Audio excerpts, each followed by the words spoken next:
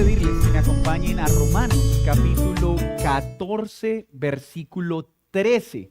Romanos capítulo 14, versículo 13. Y hoy vamos a estudiar hasta el capítulo 15, versículo 6. Romanos 14, versículo 13.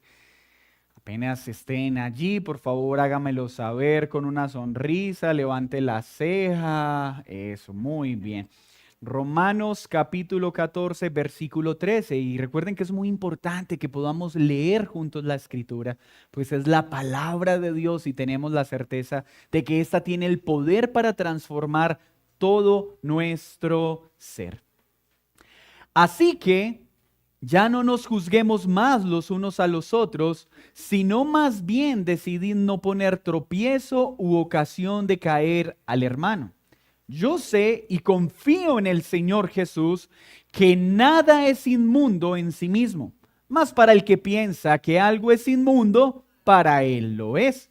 Pero si por causa de la comida tu hermano es contristado, ya no andas conforme al amor. No hagas que por la comida tuya se pierda aquel por quien Cristo murió. No sea pues vituperado vuestro bien, porque el reino de Dios no es de comida ni bebida, sino justicia, paz y gozo en el Espíritu Santo. Porque el que en esto sirve a Cristo agrada a Dios y es aprobado por los hombres. Así que sigamos lo que contribuye a la paz y a la mutua edificación. No destruyas la obra de Dios por causa de la comida. Todas las cosas a la verdad son limpias, pero es malo que el hombre haga tropezar a otros con lo que come. Bueno es no comer carne, ni beber vino, ni nada en lo que tu hermano tropiece o se ofenda o se debilite. ¿Tienes tu fe? Tenla para contigo delante de Dios. Bienaventurado el que no se condena a sí mismo en lo que aprueba, pero el que duda sobre lo que come es condenado porque no lo hace con fe, y todo lo que no proviene de fe es pecado. Así que los que somos fuertes debemos soportar las flaquezas de los débiles y no agradarnos a nosotros mismos. Cada uno de nosotros agrade a su prójimo en lo que es bueno para edificación. Porque ni aun Cristo se agradó a sí mismo, antes bien, como está escrito, los vituperios de los que te vituperaban cayeron sobre mí, porque las cosas que se escribieron antes para nuestra enseñanza se escribieron, a fin de que por la paciencia y la consolación de las Escrituras tengamos esperanza. Pero el Dios de la paciencia y de la consolación os dé entre vosotros un mismo sentir según Cristo Jesús, para que unánimes a una voz glorifiquéis al Dios y Padre de nuestro Señor Jesucristo. Señor, hoy me uno con mis hermanos y con todos los que han asistido en esta mañana para pedirte que tu Espíritu Santo ilumine nuestro entendimiento para ver, entender, comprender y atesorar todas las verdades aquí contenidas. Hoy te pido, Señor, que me tomes como un instrumento en tus manos para bendición de este precioso pueblo que hoy has convocado y que pueda con claridad y con precisión exponer lo que tú tuviste a bien querer comunicar a través de esta porción. Guárdame de alterar, disminuir o cambiar aquello que tú has dado para la iglesia y que yo simplemente sea un portavoz de tu verdad. Gracias por cada persona que has traído en esta mañana y que podamos deleitarnos alimentándonos por tu verdad. En Cristo Jesús. Amén. Amén. Aquellos que toman nota, el título de este texto es Cristo, ejemplo de amor. Y vamos a ver en el desarrollo de esta sección por qué asignamos este título. No perdamos de vista que entramos ya en una parte práctica de la carta a los romanos. Pablo está escribiendo a la iglesia y hace unos versículos atrás ha empezado a enseñar cuál es la forma tangible, visible de ese amor. cómo se ve el amor verdaderamente, cómo se ve la fe de un creyente en la interacción con sus prójimos, con las autoridades en la vida de iglesia. Y el domingo anterior entramos a una sección acerca de una instrucción que Pablo está dando sobre cómo debe relacionarse la iglesia con los débiles y los fuertes. Vale la pena recordar que este término de débil o fuerte tiene una connotación específica en lo que Pablo está enseñando. Cuando hablamos de debilidad, no estamos hablando de aquellas personas que tienen una inclinación a estar pecando, a estar haciendo lo malo, y dicen, es que yo soy débil y por eso soy infiel y por eso soy mentiroso, es mi debilidad. No, la Escritura no llama a eso debilidad, la Escritura llama a eso pecado. ¿Listo? La debilidad de la que está hablando Pablo en este texto tiene que ver con asuntos de la conciencia y tiene que ver con aquellos que por su conciencia, por la información que tienen sobre ciertos temas que no son explícitos, han establecido ciertas regulaciones. Recordemos que en la Escritura hay cosas explícitas que no son debatibles. ¿La Biblia prohíbe el adulterio? Amén. ¿Debemos preguntarnos si el adulterio es bueno o es malo? No, porque la Biblia dice claramente que es bueno y que es malo. Robar, debemos preguntarnos, Señor, ¿será que tú quieres que robe o no quieres que robe? No, la Biblia es explícita al decir no roben. Pero hay asuntos que ya entran asuntos de conciencia, que no se oponen a un principio bíblico, pero que pueden ser guardados por los creyentes de formas diferentes. ¿Sí? Mencionábamos algunos. Pablo está hablando de lo que sucedía en este momento. Recuerden, muchos judíos estaban llegando al cristianismo y ellos tenían ciertas regulaciones en sus dietas y en sus festividades. Y algunos, porque aún no tenían la información suficiente en su conciencia, preservaban esas dietas y esas festividades. Pero no porque pensaran que esto los salvaba. Ellos entendían que la salvación era solo por fe, pero apenas estaban adquiriendo una conciencia libre para poder entender que muchas de estas cosas eran del pasado, unas se habían cumplido en Cristo y ya no tenían vigencia para los que están en Él. Y los fuertes no se refiere a aquellas personas que no pecan, es que yo soy tan santo. No, eso no es fuerza, eso es arrogancia, porque aquel que piensa estar firme, tenga cuidado de no caer. Fuertes en este contexto se refiere a aquellas personas que por su conciencia y por un estudio, una información de la Escritura, ya comían con tranquilidad cosas que antes no comían. Hablemoslo específicamente, antes no podían comer cerdo y ahora con limpia conciencia podían hacerlo tranquilos de que no había ningún problema en hacerlo. Habían ciertas festividades que ya no guardaban y lo hacían con tranquilidad porque ahora entendían que éstas se habían cumplido en Cristo. No perdamos de vista entonces esa explicación de debilidad y fortaleza para no salirnos de contexto. En la sección pasada nos dejó claro entonces Pablo de que aquel que tiene una limpia conciencia para hacer ciertas cosas no debe menospreciar a aquel que todavía por su conciencia no las hace. No debe burlarse, no debe ridiculizar a ese que su conciencia no le permite dejar de hacer cosas que ya no es necesario que haga. Pero también llama a aquellos que guardan esas regulaciones con limpia conciencia a que no juzguen y critiquen a aquellos que ya no las practican. Y seguimos entonces en esa idea de pensamiento en la que Pablo le está diciendo a la iglesia, iglesia, tenemos que cuidar la unidad de la iglesia. Unidad, no uniformidad. Unidad, no uniformidad. En la iglesia debemos buscar la unidad en la verdad, no la uniformidad, porque no somos ladrillos cortados igualitos con los que levantamos una iglesia. Somos piedras vivas de formas diferentes, unidos en una misma verdad.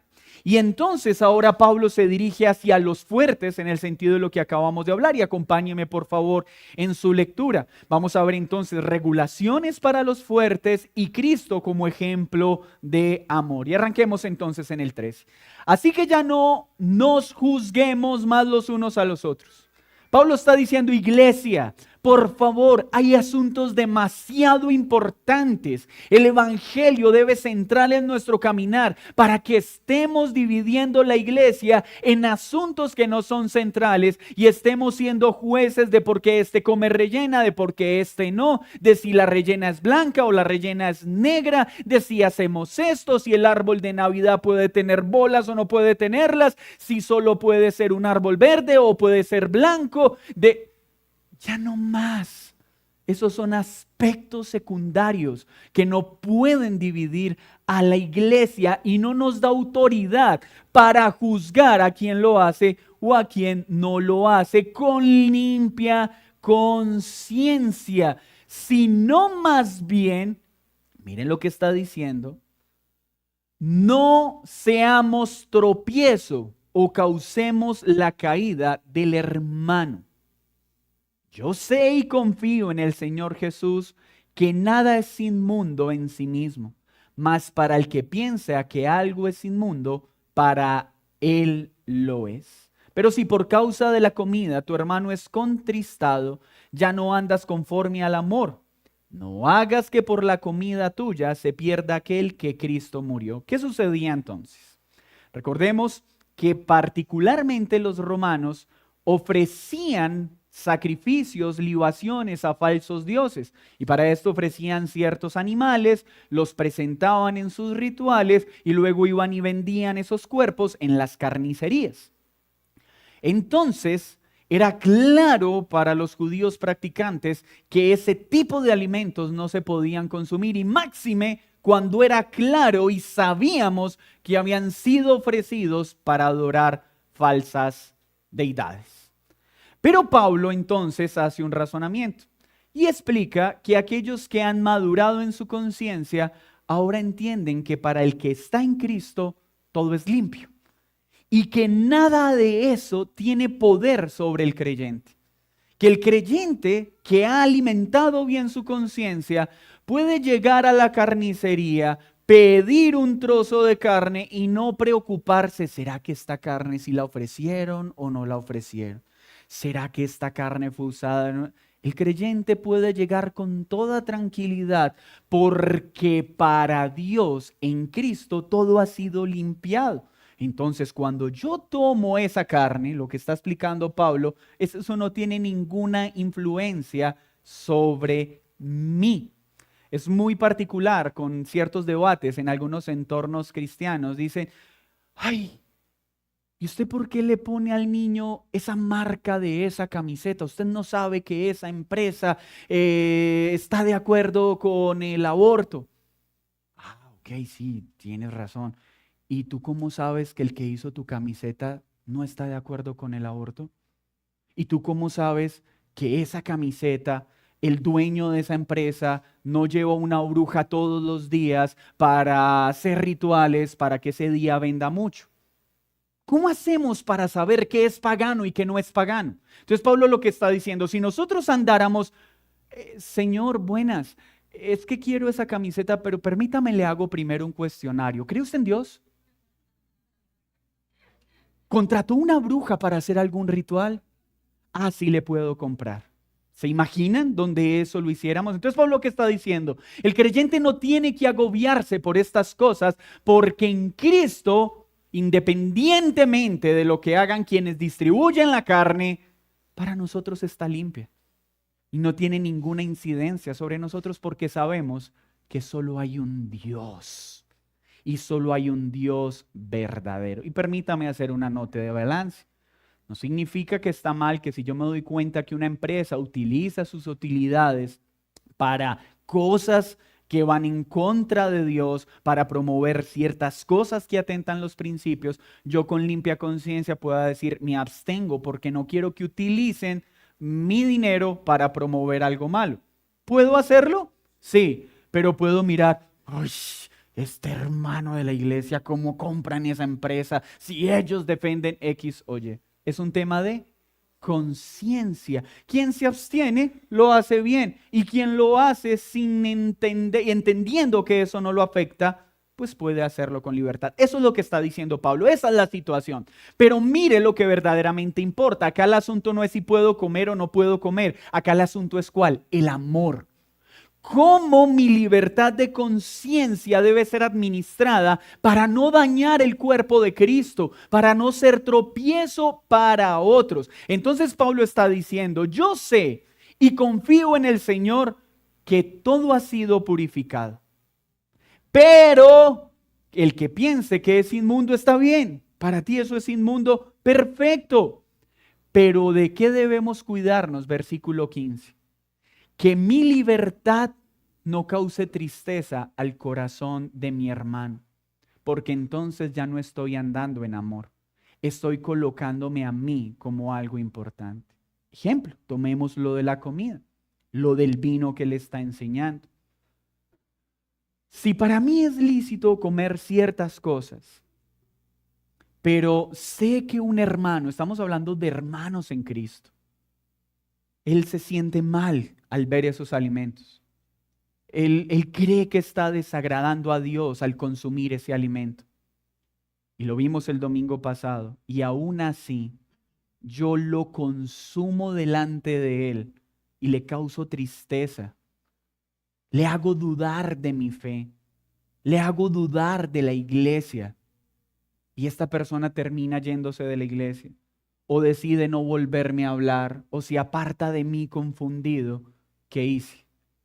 Puse por encima mi egoísmo, mis intereses personales a ese hermano. Pablo lo que está diciendo es, mira, si tú con confianza puedes comer eso, hazlo, pero hazlo de forma que no seas tropiezo para otro hermano. Hazlo de manera que eso no vaya a causar confusión en tu hermano. Citemos un ejemplo sencillo, la Navidad. ¿Podemos celebrar la Navidad o no podemos celebrar la Navidad? No vamos a hablar de esto ahora, aunque ya se adelantó la Navidad de septiembre, no sé en qué momento ya Navidad arranca en septiembre, pero ¿hay creyentes que guardan la Navidad? ¿Podemos decir que es pecado? No. Pero, ¿y si la iglesia decide por cuidar a esas personas que aún no entienden ciertas cosas? No vamos a poner un árbol en la entrada de la iglesia porque imagínense, llega una persona por primera vez que le enseñaron que los árboles están llenos de demonios y esa persona entonces no entraría a la iglesia porque dice en ese lugar adoran a Satanás, como tienen algo de eso. ¿Haríamos bien nosotros en decir pues de malas? Nosotros ya sabemos que no pasa nada, si no vuelve no importa. Eso sería que falta de amor. Entonces, en amor debemos ser muy cuidadosos de que nuestra libertad no cause un tropiezo a otro. Pero vamos a ver que Pablo lo regula en aquello que es bueno, y lo vimos el domingo pasado, no volviéndonos en esclavos de la conciencia del débil. Entonces, teniendo estos referentes, sigamos en la situación. Versículo 15. Pero si por causa de la comida tu hermano es contristado, te estás alejando del amor. No hagas que por la comida tuya se pierda aquel que por quien Cristo murió. Cuando dice se pierda, no está hablando que pierde la salvación. Está hablando que causes un tropiezo en su fe, que hagas que tu proceder lo ponga en duda respecto a la iglesia local en la que asiste, termine yéndose y termine apartándose por un tiempo. Porque ¿cómo es posible ir a un lugar donde comen rellenas y a mí toda la vida me enseñaron que no puedo hacerlo? Hacer algo que cause que una persona tropiece en su devoción a Dios. Hacer algo que en mi libertad pueda ocasionar que una persona débil dude de Dios, dude del valor de la iglesia. ¿Saben que hay muchas personas que hoy en día dicen, es que ya no quiero ir a una iglesia porque no confío en la iglesia? Y unos lo hacen por pecado, sin excusas objetivas. Pero ¿saben otros por qué lo hacen? Porque aquellos que dicen ser maduros, los trataron sin consideración y con su proceder los llevaron a dudar de su fe. Los llevaron a dudar de la vida de iglesia. De eso es lo que está diciendo Pablo. Si tú ya tienes madurez para asumir con libertad de conciencia ciertas cosas, hazlas, pero cuida de que eso no dañe a tu hermano. No hagas que por esas cosas sea parte del camino, no que pierda su salvación. Porque Pablo ya nos dijo en el capítulo 8 y en toda su carta que la salvación no se pierde. No sea pues vituperado vuestro bien.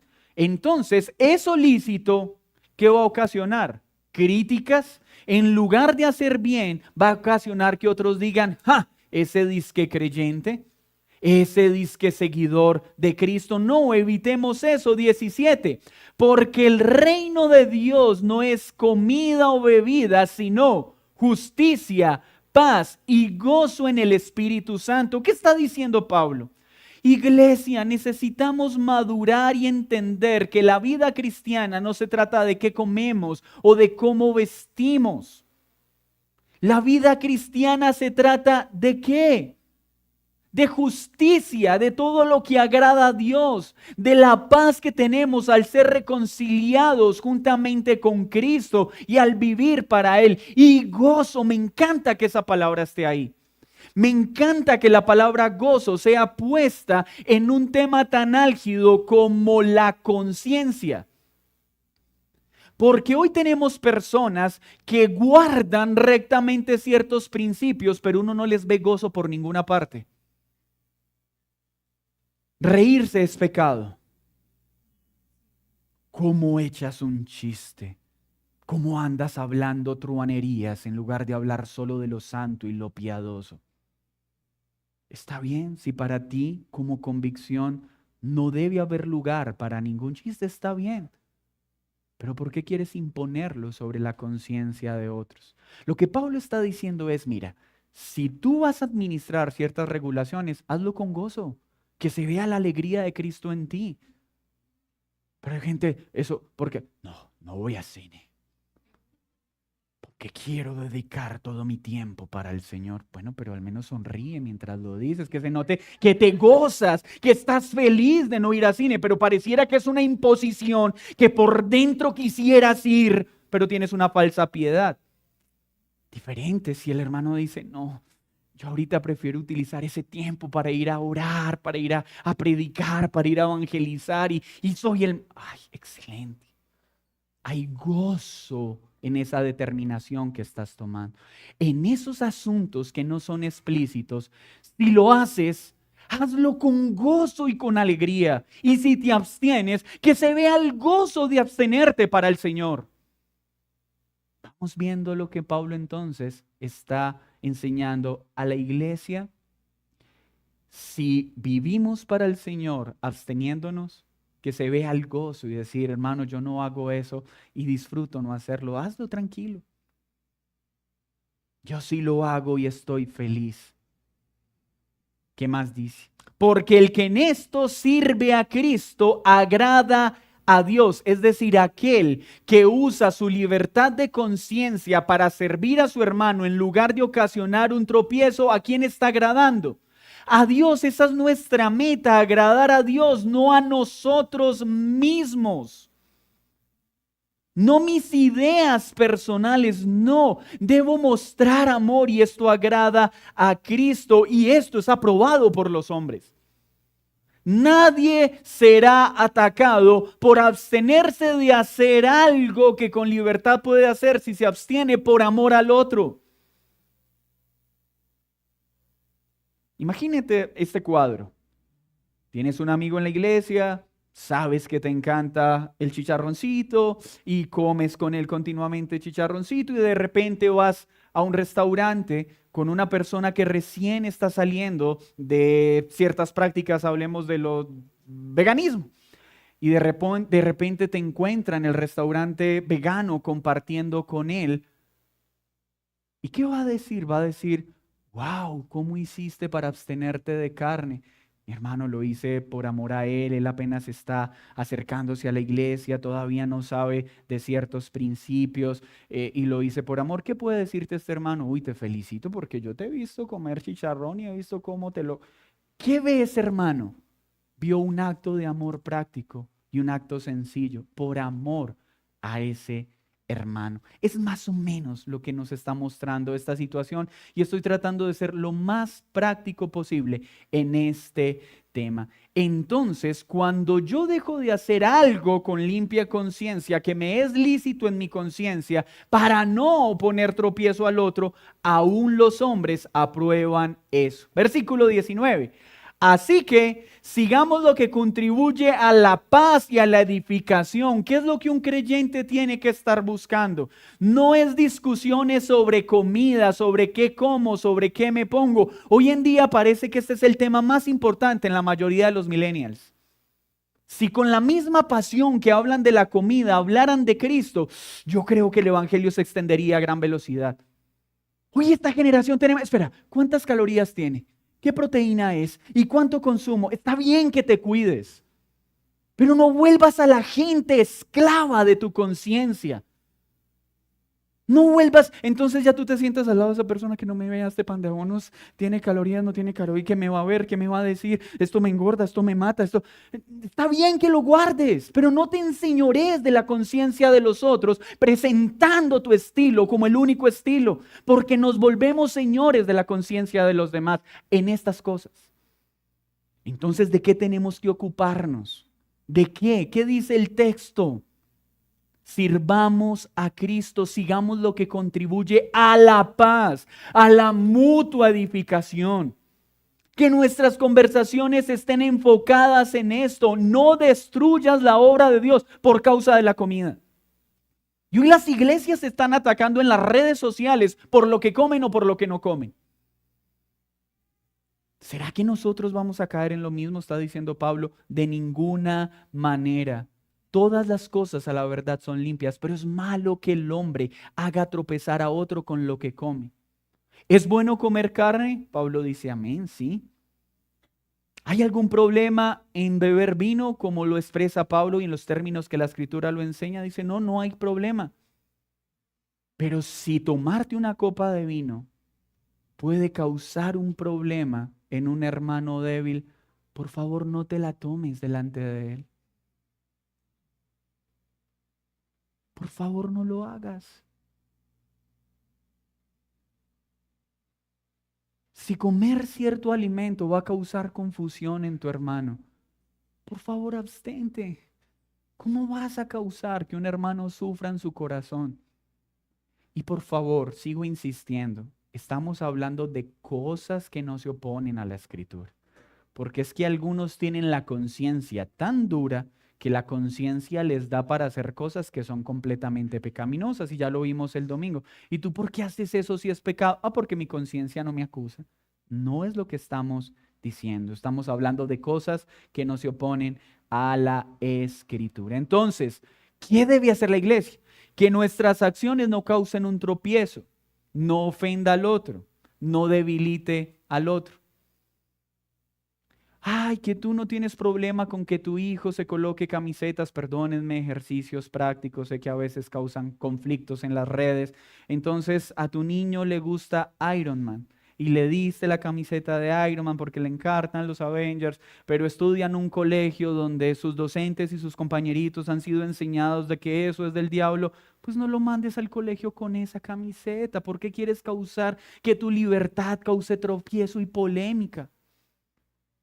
Eso, o sea, si podemos evitar suspicacias, si podemos evitar conflictos en la conciencia de otros, ¿qué nos está diciendo Pablo? Abstente de hacerlo. ¿Qué más dice? ¿Tienes tu fe? Tenla para contigo delante de Dios.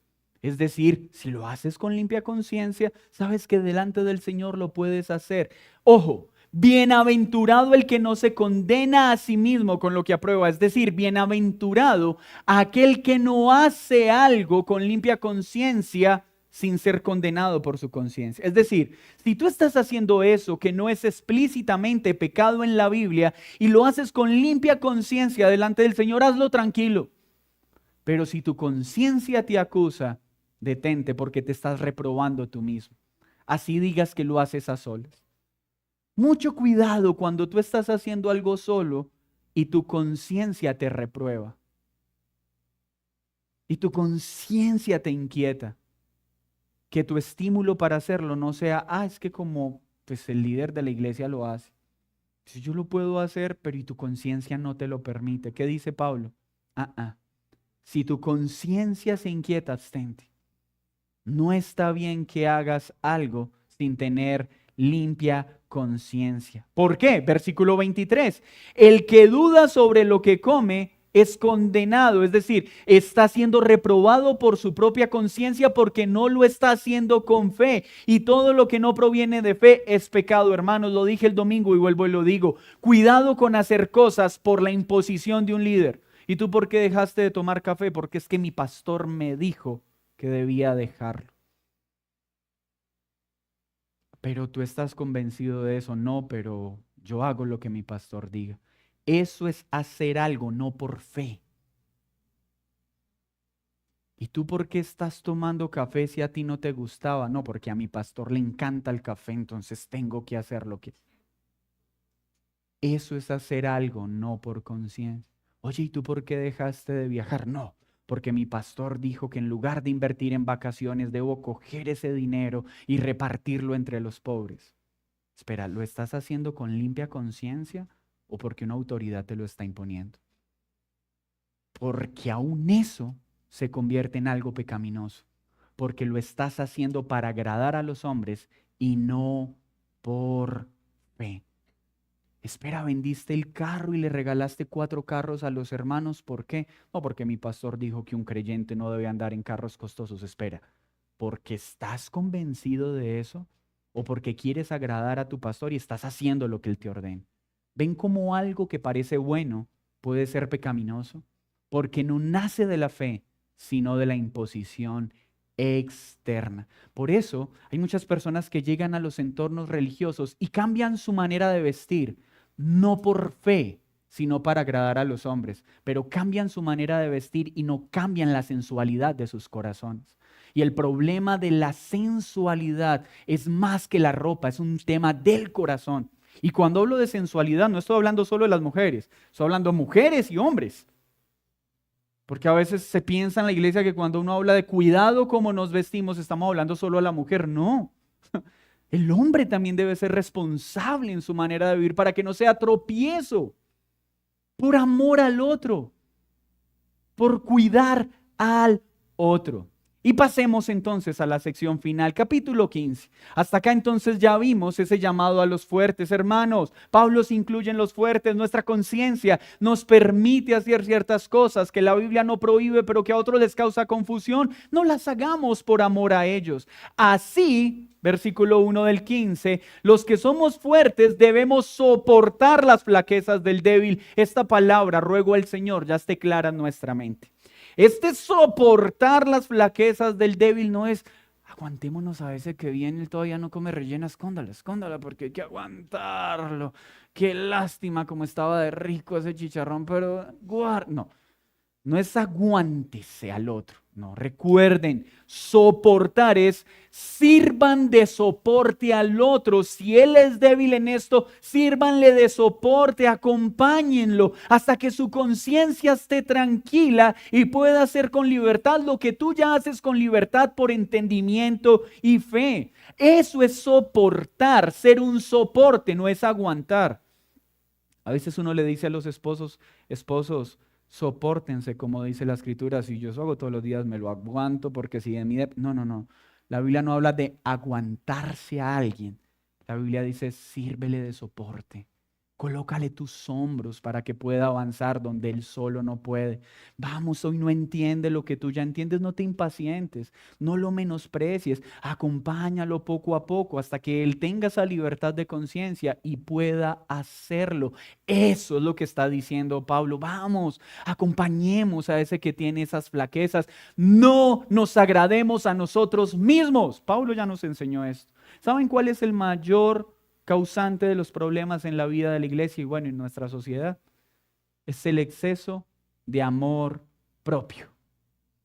Es ponerme a mí por encima de los demás. Ven, hermano, por favor, ¿qué tal si cambias eso? No, no me gusta, no me parece, y si a mí me gusta, pues lo siento.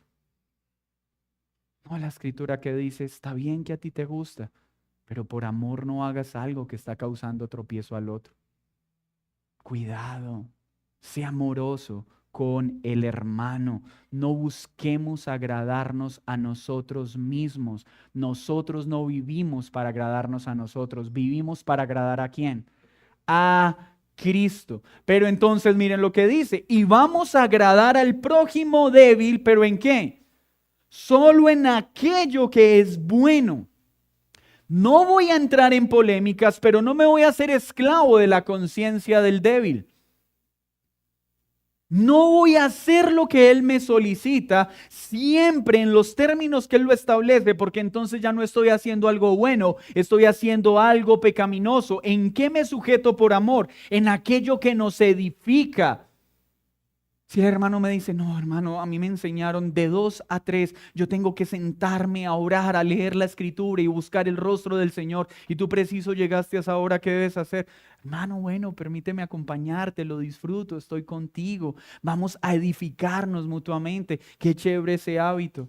Yo sé que no es una obligación, yo sé que no tiene que ser en ese horario y esa extensión de tiempo, pero para el hermano en ese momento es importante, voy a hacerlo en edificación. Pero si el hermano me pide hacer cosas que él cree que son buenas, pero claramente se oponen a ciertos principios que él aún no ha entendido, o una libertad o una privación, que definitivamente yo digo no tengo por qué hacerlo, con amor y respeto también debo decirle, mi hermano, te amo, te aprecio, pero no voy a hacer eso. Te entiendo, espero poco a poco que vayas creciendo en la comprensión de eso, pero no puedo acompañarte. En amor, no en burla, no en menosprecio. Y sigue entonces avanzando Pablo, porque ni aun Cristo, y es acá donde Pablo pone el ejemplo máximo. ¿Por qué no debemos hacer las cosas para nosotros mismos? Porque nuestra tarea es imitar a Cristo. Imitar a Cristo en todo. Aquel que siendo Dios se hizo hombre. Aquel que siendo el amo y Señor del universo no vino a ser servido, sino a servir. Aquel que teniendo el poder y la autoridad para nacer en el contexto de mayor riqueza, nació en un contexto humilde. Aquel que teniendo el poder y la autoridad para ordenar con sus labios que una corte de ángeles destruyera todo, más bien guardó silencio para dar su vida en rescate de muchos. Aquel que soportó los insultos, aquel que soportó el maltrato y el desprecio, teniendo la autoridad para destruir a quienes lo menospreciaron, guardó silencio y murió por ellos. Entonces, Pablo lo que está diciendo claramente, hermanos, ¿saben por qué debemos hacer esto? No es si me parece o no me parece, es porque Cristo es ejemplo de amor. Es porque Cristo se privó de todos los lujos, mereciéndolos, por amor a los que vino a salvar.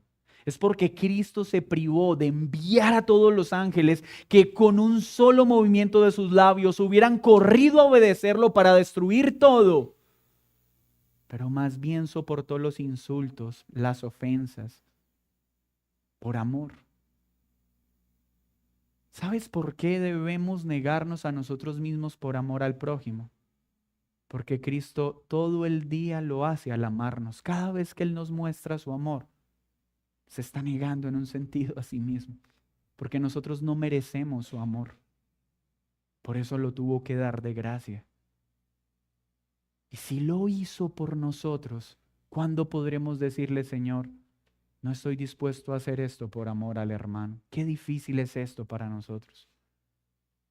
Nos cuesta amar al otro, es porque nos amamos demasiado a nosotros y no nos queremos incomodar.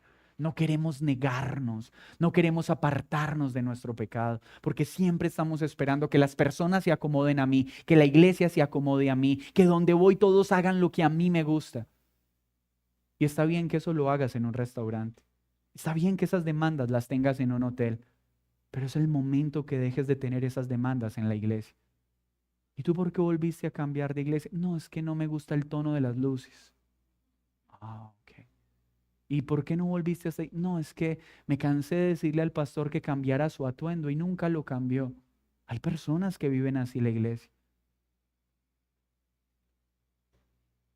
Hay personas que andan buscando arandelas, pero esas arandelas solo remuestran una cosa: mi amor propio. En el matrimonio es lo mismo. ¿Y qué pasó? Es que no me servía los huevos como a mí me gustan. Es que no me hablaba o no me servía o no me atendía como a mí me parece que debe hacerlo. Espera, ¿como a ti te parece o como la Biblia lo enseña? Pablo nos está diciendo, por favor, sigamos el ejemplo de Cristo, quien pensó en un lenguaje mayor, en un lenguaje del amor. Y miren cómo lo expresa la Escritura. Voy a leerlo para ustedes. Segunda de Corintios 8:9 dice: porque ya conocéis la gracia de nuestro Señor Jesucristo, que por amor a vosotros se hizo pobre, siendo rico, para que vosotros con su pobreza fuiste enriquecidos. ¿Qué está diciendo Cristo? Se privó a sí mismo de cosas a las que tenía derecho, pues es el amo del universo. Tenía derecho a nacer siendo el hombre más rico de la tierra. Tenía derecho porque es el dueño de todo. Pero por amor nació como pobre. Siendo rico se hizo pobre por amor. Pablo está diciéndonos entonces, por amor incomodémonos. Por amor hagamos ciertos esfuerzos que no haríamos si no estuvieran motivados por el amor. Es el amor lo que nos mueve a visitar a alguien. Es el amor lo que nos mueve a llamar una y otra vez a alguien que ya no quiere venir a la iglesia.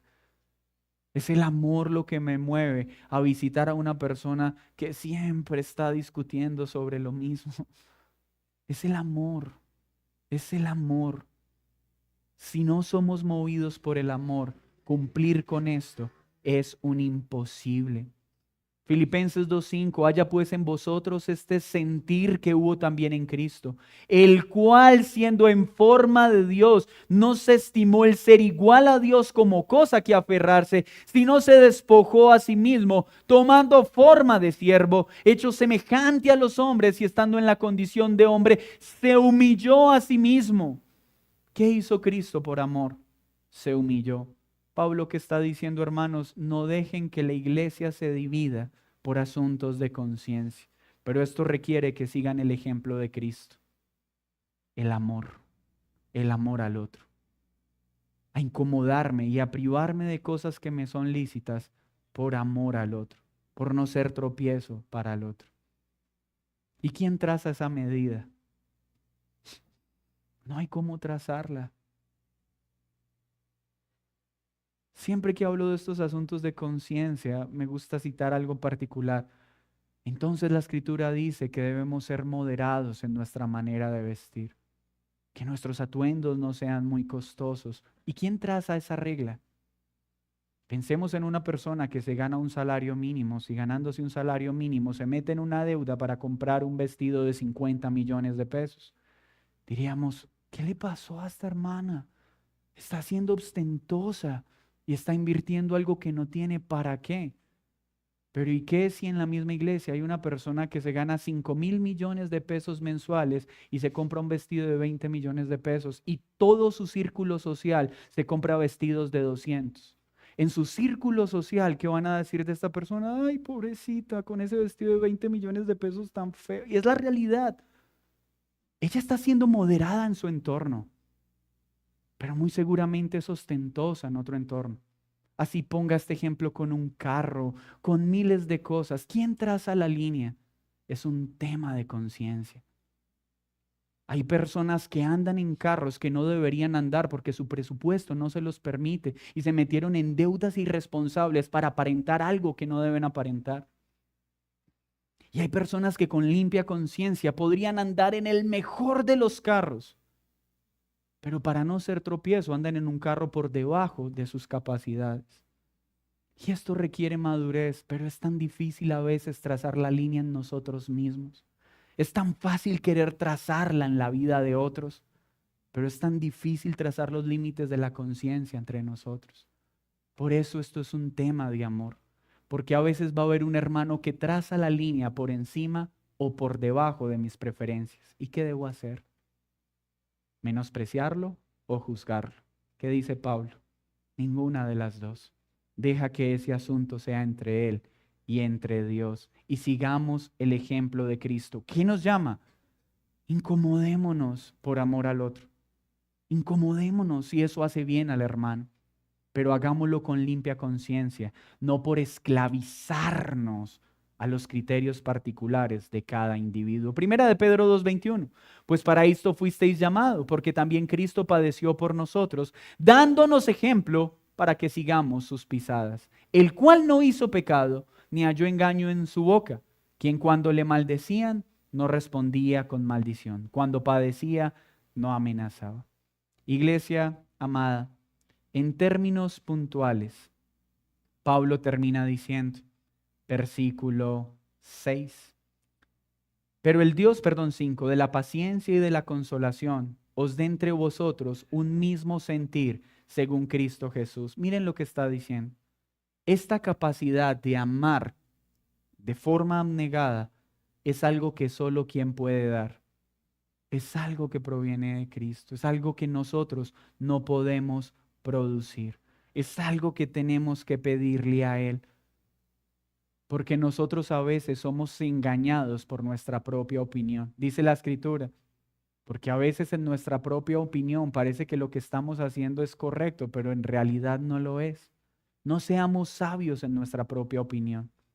Vamos al Señor para que Él nos dé la sabiduría que necesitamos. ¿Para qué? Para tener ese mismo sentir en Cristo Jesús, para que unánimes, no iguales, no es uniformidad, es unanimidad, para que unidos por la verdad, unidos por las cosas que son claras, le demos la gloria a Dios, exaltemos a nuestro Padre, el Padre de nuestro Señor Jesucristo. Neguémonos a nosotros mismos con limpia conciencia por amor al hermano, para que no seamos tropiezo para el hermano, para que el nombre de Cristo sea glorificado, y pidámosle al Señor que nos dé este mismo sentir de todos estar dispuestos a negarnos a nosotros mismos por amor. Pidámosle al Señor como iglesia este sentir, pero ya no seamos más partícipes de esas divisiones. Esta iglesia sí es iglesia porque tiene himnos clásicos. Esta iglesia no es iglesia porque no tiene himnos clásicos. Esta iglesia sí es iglesia porque el pastor usa corbata. Esta iglesia no es iglesia porque el pastor no usa corbata. Ya no más esas divisiones. Es el amor, pero el amor bíblico. No un amor alcahuete y permisivo con el pecado, porque el amor no es cómplice de maldad.